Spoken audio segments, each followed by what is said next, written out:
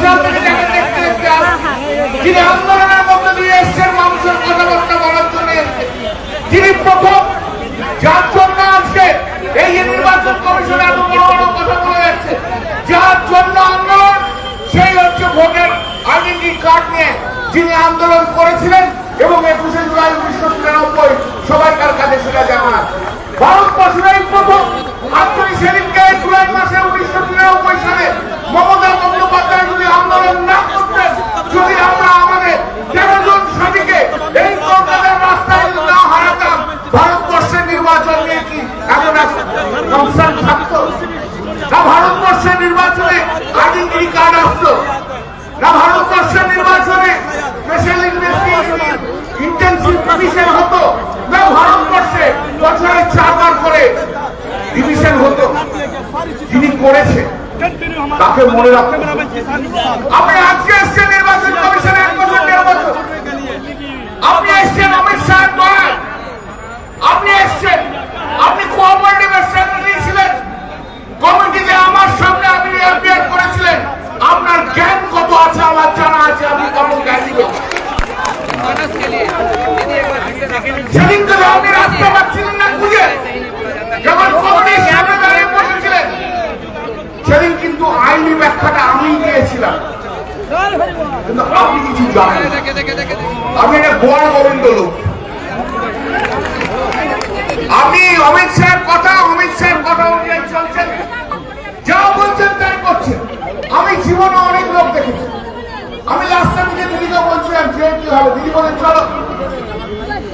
আমি এরকম একটা অ্যারোগেন্ট লোক আমি দেখিনি জীবনে যে সাংবিধানিক পোস্টকে ব্যবহার করে থাকে। কিছু কিছু পদ আছে জানেন, সেই পদগুলো কোন মানুষ যখন এখানে সেখানে বসে না, সেই পদগুলো গৌরবান্বিত জামার।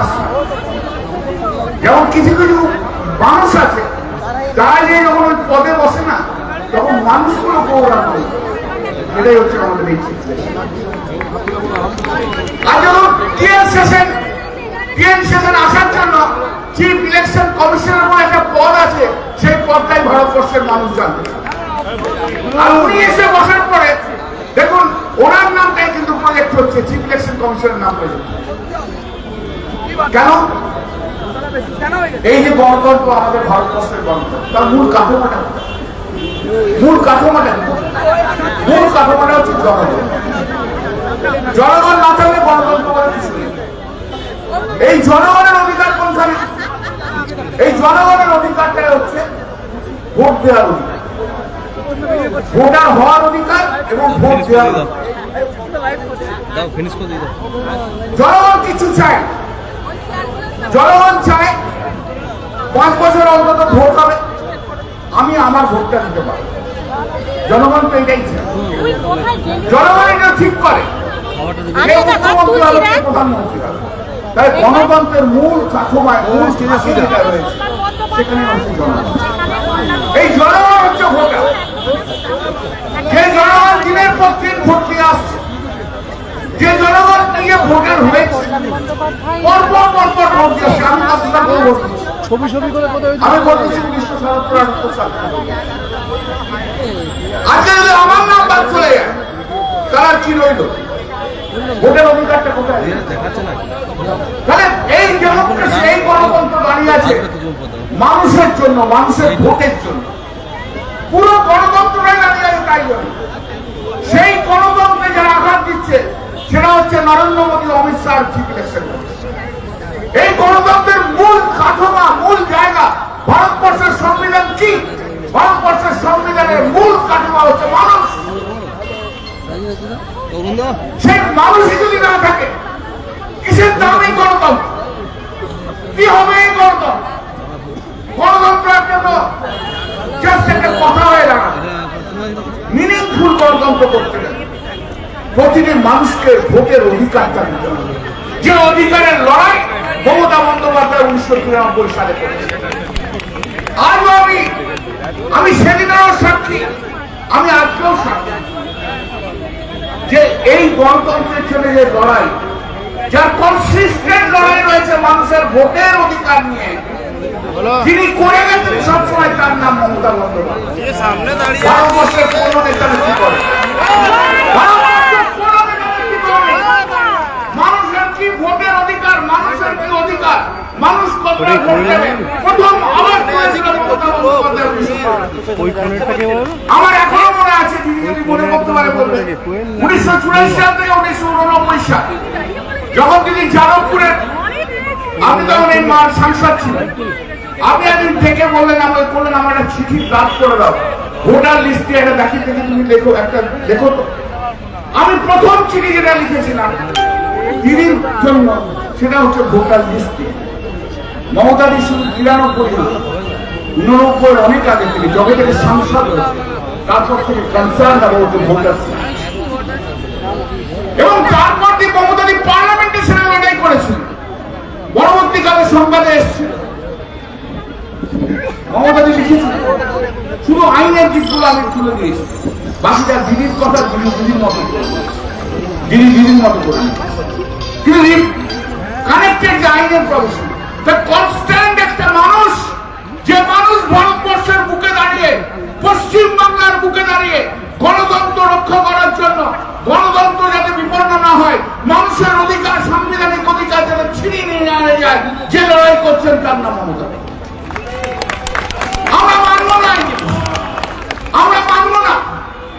এই যে ফাইনাল ভোটার লিস্ট বার করেছে, 60 লক্ষ মানুষের নাম বাদ, তার আগে 18 লক্ষ মানুষের নাম বাদ, মৃত বলে ডিক্লেয়ার করে দিচ্ছে, যারা জীবিত তারা মৃত বলে ডিক্লেয়ার করে দিচ্ছে। এ কেন মানবো? আমরা তো মানতে পারি না। আমরা তো মমতা বন্দ্যোপাধ্যায়ের শিষ্য। মমতা বন্দ্যোপাধ্যায় তো আমাদের রাজনীতিতে তৈরি করেছে, একটা একটা করে রাজনীতিতে তৈরি করেছে। এই যে লক্ষ লক্ষ তৃণমূল কংগ্রেস কর্মীকে রাজনীতিতে নিয়ে এসে রাজনৈতিক সচেতন যদি করে থাকে, তার নাম মমতা বন্দ্যোপাধ্যায়। ভারতবর্ষের কোন নেতা নেই, ভারতবর্ষের কোন নেতা নেই যে নেতা এত তার রাজনৈতিক কর্মী তৈরি করতে পেরেছে ভারতবর্ষ। একা একা একা, কোন ব্র্যান্ড নিয়ে নয়, কোন ন্যাশনাল পার্টির ব্র্যান্ড নিয়ে নয়, শুধু মমতা বন্দ্যোপাধ্যায় বলে এত নেতা, সেই মানুষটা এখন চিফ ইলেকশন কমিশনের কাছে গেল। আমি তো সেদিন ছিলাম, কি দুর্ব্যবহার মমতাদির সঙ্গে করেছে আপনারা তো ভাবতে পারবেন না। কি মিসবিহেভ মমতা বন্দ্যোপাধ্যায়ের সঙ্গে আঙুল তুলে মমতা বন্দ্যোপাধ্যায় কথা বলছে। আরে আঙুল তুলে তুমি কাকে কথা বলছো? তুমি যদি চিফ ইলেকশন কমিশনার না হতে না, আঙুলটা তোমার কেটে পাকিয়ে আসবে। কার দিকে আঙুল তুলে কথা বলছো তুমি? কার চোখে চোখ রেখে কথা বলছো তুমি? কার চোখে লাল চোখ দেখে কথা বলছো তুমি? তুমি তো 3 বছর থাকবে, তারপর যে কোথায় হারিয়ে যাবে তাদের কেউ জানে না। আর মমতা বন্দ্যোপাধ্যায় যতদিন বেঁচে থাকবে, হয় মুখ্যমন্ত্রী না হলে প্রধানমন্ত্রী হয়ে থাকবে। তার জয় বাংলা, জয় বাংলা। কারোর ক্ষমতা নেই। নরেন্দ্র মোদী জয় করো, অমিত শাহ জয় করো, পশ্চিম বাংলায় 30-এর দিকে তুমি নাকবে জেনে রেখো, আজ বলে দিয়ে গেল। আর ওই ছেলেটা, ওই যে কাজের ছেলেটা, ভারতবর্ষে অনেক লজ্জার মুখ দেখেছে। আমি পঙ্কজ ব্যানার্জি, বিরোধী দল নেতা, আমি তার সঙ্গে কাজ করেছি। আমি যখন এমএলএ ছিলাম, কি অসাধারণ জ্ঞান, কি সুন্দরভাবে কাজ করত। আমরা দেখেছি আমাদের সুদীপ দাও পার্লামেন্টে এতদিন দীর্ঘকালের আমাদের নেতা, আমাদের অভিষেক আমাদের নেতা, আমাদের সংসদীয় দল, কি মার্জিত, কি সুন্দর, কখনো একটা বাজে কথা বলে না। আরে দিনের পর দিন বাজে কথা বলে। একটা কথা বলে দিন, রাজনীতিতে ছেড়ে দিন, কোন পুরুষ মানুষ যদি কন্টিনিউয়াস কোন মহিলাকে দিনের পর দিন গালাগাল দিয়ে থাকে, দিনের পর দিন যা তা করে থাকে, তার পতন অনিবার্য, কেউ আটকাতে পারে না। নারী শক্তিকে সম্মান করতে হবে, তাকে তুমি অসম্মানিত করতে পারো না। তিনি ভারত বাংলার মুখ্যমন্ত্রী, তিনি তোমার নেত্রী ছিল, তার আশীর্বাদের হাতটা মাথায় ছিল বলে তুমি শুভেন্দু অধিকারী হয়ে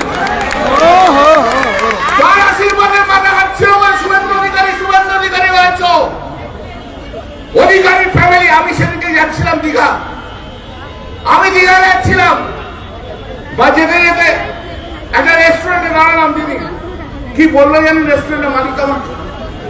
বলো আপনারা না এই অধিকারী ফ্যামিলিটাকে 3টে জেলা দিয়ে খুব ভুল করেছেন। এখন আপনারা বুঝতে পারছেন কেন দিয়েছে, কেন দিয়েছে দিদি। দিদি জানেন এদের ব্যাকগ্রাউন্ড? এরা হচ্ছে বিশ্বাসঘাতকের দল, মির্জাফর। বেঈমান মির্জাফর। শুধু তাই নয়, বলতে গেলে অনেক কথা বলতে হয়। আমি ব্যক্তি আক্রমণে বিশ্বাস করি না। ওরা যে ব্যক্তি আক্রমণ করে সে ব্যক্তি আক্রমণে বিশ্বাস করে। আর যার হাত দিয়ে তুমি তৈরি হয়েছে কি রাগ, খুব ছোট্ট রাগ, আমি তো ভাবতেই পারি না পলিটিক্স রাগটা কোথায়? অভিষেক কেন রাগ দিয়ে দিতে হবে? এটাই তো রাগ। আরে অভিষেক বন্দ্যোপাধ্যায় তার হাঁটুর কোয়ালিটি তুই এটা বলতে পারবি, হাঁটুতে আসে বলতে পারবি না তো। যে নিয়ে আমাদের ভোটার নিয়ে কথা, আমরা কোর্টেও মামলা করেছি, বিহারের নির্বাচন নিয়েও মামলা হয়েছে, সাইয়ার নিয়ে নাম নির্বাচন নিয়ে বিশেষ কিছু করতে পারেনি ওরা, শুধু আধার কার্ডটা এর চেয়ে বিশেষ কিছু করতে পারেনি, কিছু হয়নি, ওইটুকুই হয়েছে। তারপর তো মামলা হয়েছে, অনেক কিছু হয়েছে, কিন্তু পশ্চিমবাংলা নিয়ে যখন মামলা হয়েছে তখন একের পর এক অর্ডার হয়েছে। অনেকে জিজ্ঞেস করছে কেন এখন জজেদের কাছে, মহুয়াই আমাকে ফোন করে জিজ্ঞেস করছে দাদা এটাতে আমাদের লাভ হবে কিনা। মহুয়াই ফোন করেছে, আমরা হবে, ওকে বলেছিলাম কারণটা হচ্ছে নির্বাচন কমিশনের হাত থেকে ক্ষমতাটাকে কেড়ে নিয়েছে। এই যে আপনি দেখছেন 60 লক্ষ, এই 60 লক্ষ কি করতে আরো 40টা বাইরে থেকে আইপিএস অফিসার নিয়ে আসবে, আইএস আইপিএস। এখন 8,500 আছে, আরো 25,000 সেন্ট্রাল গভর্নমেন্ট এমপ্লয়ি দিয়েছে, তারা ডিসাইড করতো, তারপর ফাইনাল কিছু হতো না। আজ তো নির্বাচন কমিশনের কাছ থেকে কোন ক্ষমতা নিয়ে চলে গেল, ক্ষমতা নিয়ে কাদের দিল? জুডিশিয়ারিকে দিল। এবং আমি একটা জায়গায় এখনো বিশ্বাস করি, শ্রদ্ধা করি, সেই বিশ্বাস এবং শ্রদ্ধা যদি আমার ভেঙে যায়, আমি ভারতবর্ষের রাজ বিচার ব্যবস্থা প্রতি কোনো আমার শ্রদ্ধা। আমি মনে করি যে প্রতিটি জজ তারা জুডিশিয়াল মাইন্ড নিয়ে ডিসাইড করবে, অন্য কারোর প্ররোচনায় না, অন্য কিছু বুঝিয়ে দেবে তা না। আমি বিশ্বাস করি এখনো পর্যন্ত যে ভারতবর্ষের জুডিশিয়ারি আছে বলে গণতন্ত্র যতটুকু বেঁচে আছে ততটুকু বেঁচে আছে। জুডিশিয়ারি না থাকলে এই গণতন্ত্র কি হতো আর 10 বছর নরেন্দ্র মোদী বুঝিয়ে সমস্ত অধিকার সব জায়গা থেকে কেড়ে নেওয়া হচ্ছে, সব জায়গা থেকে অধিকার কেড়ে নেওয়া হচ্ছে, ভোটের অধিকার কেড়ে নেওয়া, মানুষের খাবার দেওয়ার অধিকার কেড়ে নেওয়া, 100 দিনের কাজের টাকা অধিকার কেড়ে নেওয়া, সেগুলো না অন্যদিন পরে বলবো, আজ আমি বেশি বলবো না। কিন্তু এই যে অধিকার কেড়ে নিচ্ছে ভারতবর্ষের মতো কি ভারতবর্ষ আর গণতন্ত্রবিহীন রাস্তায় চলে যাচ্ছে। ভারতবর্ষে গণতন্ত্র নেই, গণতন্ত্র যেখানে নেই সেখানে কিছু নেই। কেন আমরা ব্রিটিশদের বিরুদ্ধে লড়েছিলাম? কেন? Why we fought against the British? কারণ ভারতীয়দের কোনো গণতান্ত্রিক অধিকার ছিল না, ভারতীয়রা সরকারের বিরুদ্ধে কোনো কথা বলতে পারত না। ব্রিটিশরা কি কম জিনিস দিয়েছিল? ভালোই দিয়েছিল। আজও আপনি কলকাতায় চারদিকে ডাকছি দেখুন, যে বিল্ডিং ব্রিটিশরা বানিয়ে দিয়ে গেছে আজও পর্যন্ত ভারতবর্ষের কেউ বানাতে পারেনি। ওরা সবই দিয়েছিল, কিন্তু কি জিনিস নিয়েছিল? গণতন্ত্র, কথা বলার অধিকার, প্রতিবাদের অধিকার, মেয়েদের ওপর অত্যাচার, নীল চাষির অত্যাচার, চাষিদের ওপর অত্যাচার, মানুষ তো খেপে গেছে। আমরা ব্রিটিশ বিরোধী কেন হয়েছে? আমরা তো এই জন্য জিততে আমি বলছি। তো আজকে যেখানে গণতন্ত্র চলে যাচ্ছে, বিরোধী কাউকে রাখবো না, ইডি সিবিআই কাউকে রাখবো না। দেখলেন তো অরবিন্দ কেজরিওয়ালকে কি করলো? অরবিন্দ কেজরিওয়ালকে অ্যারেস্ট করো, অরবিন্দ কেজরিওয়ালকে চোর চোর চোর চোর চোর চোর চোর চোর চোর। অরবিন্দ কেজরিওয়াল জেলে চলে যায়। অরবিন্দ কেজরিওয়াল বললো আমি যতক্ষণ না পর্যন্ত আবার নির্বাচিত হয়ে মুখ্যমন্ত্রী হয়ে আমি তখন মুখ্যমন্ত্রী হব না। তখন একজনকে মুখ্যমন্ত্রী করেছিল, একজন মহিলা অবশ্যই। আজকে দেখুন দিল্লি কোর্ট কি বলছে। দিল্লি কোর্ট বলছে আমার কথা না, আপনার কথা না, মমতাদির কথা না, অভিষেকের কথা নয়, অন্য কারোর কথা নয়। দিল্লির কোর্ট কি বলছে? বলছে এরা নির্বাচনের আগে শুধু বিরোধী দলের যারা আছে তাদেরকে টার্গেট করে করে ইডি কেস দিয়েছে। কোনো এভিডেন্স, কোনো কিছু নেই। আজ অরবিন্দ কেজরিওয়াল বেরিয়ে এসেছে। এমনি তো আমাদেরও কিছু কিছু জায়গায় ফলস কেস দিয়ে রেখেছে। আপনি কথা বলতে পারবেন না, কথা বলে ইডি কেস দেবো, কথা বলে ইনকাম ট্যাক্সের কেস দেবো, কথা বলেই সব দিয়ে দেবো, তাদের বিরুদ্ধে দিয়ে দেবো। গণতন্ত্র কোথায়? এই গণতন্ত্রকে বাঁচাতে, এই গণতন্ত্রকে বাঁচাতে হবে। ভারতবর্ষের বুকে এর চেয়ে বড় কোনো কথা হতে পারে না, এর চেয়ে বড় কোনো কথা হতে পারে না। গণতন্ত্রকে বাঁচাতে হবে আমাদের, এবং সেই গণতন্ত্র বাঁচানোর সবচেয়ে বড় লড়াই আজকে এসআইআর নিয়ে আমরা যে লড়াই করছি মমতাদির নেতৃত্বে, সে লড়াই আজকে বড় লড়াই। এবং আমি বলছি আপনাদের, এই লড়াই একদিন ইতিহাসে লেখা থাকবে।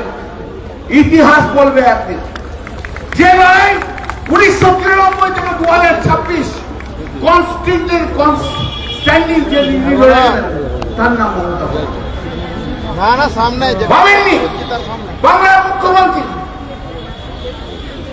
ভাবেনি যে আমরা এই মুহূর্তে এখন এত বলা উচিত ছিল। দৌড়ে এসছে মানুষের অধিকারকে বাঁচাতে, মানুষের অধিকার বাঁচাতে হবে। আমি বিশ্বাস করি, আমি আজ এই মঞ্চ থেকে অনুরোধ জানিয়ে যাই, প্লিজ জুডিশিয়াল অফিসার যারা অ্যাপয়েন্টেড হয়েছে তারা দ্রুততার সঙ্গে কাজ করুন, তারা দ্রুততার সঙ্গে কাজ করুন, নিরপেক্ষভাবে দ্রুততার সঙ্গে কাজ করুন। একটা জিনিস জানবেন, এই যে যাদের ভোটের অধিকার এখন নেই, আন্ডার অ্যাডজুডিকেশন রয়েছে, একদম মঞ্চের সামনে বা জীবিত আছে, বাদ দেওয়া হয়েছে, জেনুইন ভোটার, তাদের নাম বাদ দেওয়া আমার হচ্ছে সাংবিধানিক অধিকারকে কেড়ে নেওয়া। এবং আইনের চোখে, সংবিধানের চোখে, আইনের চোখে এবং সংবিধানের চোখে এক মিনিটও আপনি কারো সাংবিধানিক অধিকার কেড়ে নিতে পারেন না। Why the question of liberty comes? Why the question of constitutional right comes? Why the question of upholding the constitutional right of man comes? ওই দেখতে পেন সবাই তো অফ নিয়ে আমরা সংবিধান, মেন মঞ্চটা সামনে বলুন। কিন্তু সংবিধানে অফ নিয়ে আছে, সংবিধানকে মর্যাদা করবো না, মানুষকে মর্যাদা করবো না, তা হতে পারে না। এখানে মেন বক্তব্য দিতে ক্যামেরা তা হতে পারে না। ওইখানটা এবং এই জিহাদ চলবে, জিহাদ থাকবে, লড়াই থাকবে মাঠে, লড়াই থাকবে কোর্টে। দেখবো আমরা তোমাকে আমরা শেষ থেকে সরাবো। জয় বাংলা। জানেন তো এই ভারতবর্ষে এর আগে যত জাজমেন্ট হয়েছে, যা হয়েছে, কখনো কখনো সুপ্রিম কোর্ট ইলেকশন কমিশনের অধিকারকে খর্ব করেনি, তার ক্ষমতাকে খর্ব করে। এই প্রথম ভারতবর্ষে মমতা বন্দ্যোপাধ্যায় মামলা করে আসার পর সুপ্রিম কোর্টও কিন্তু নির্বাচনের কমিশনের ক্ষমতাকে খর্ব করে দিয়ে সেই জায়গাটাকে কাঁচি চালিয়ে দিয়ে জুডিশিয়াল অফিসারদের। তাই আমি এই যে সমস্ত জুডিশিয়াল অফিসার রয়েছে তাদের কাছে আমি অনুরোধ করবো, একটা কথা শুধু বলে যাই আপনাদের, আপনারা তো সব সিভিল ক্রিমিনাল মামলা করেন, শোনেন, দেওয়ানি মামলা শোনেন, ক্রিমিনাল মামলা শোনেন, অফকোর্স জ্যোতিষ জগতে অদ্বিতীয় ডক্টর অঞ্জন শাস্ত্রী আপনার উজ্জ্বল ভবিষ্যতের একমাত্র দিশারি। Call for booking 7477886099 or log in www.anjanshastri.com। Download করুন আমাদের exclusive mobile app astro Anjan.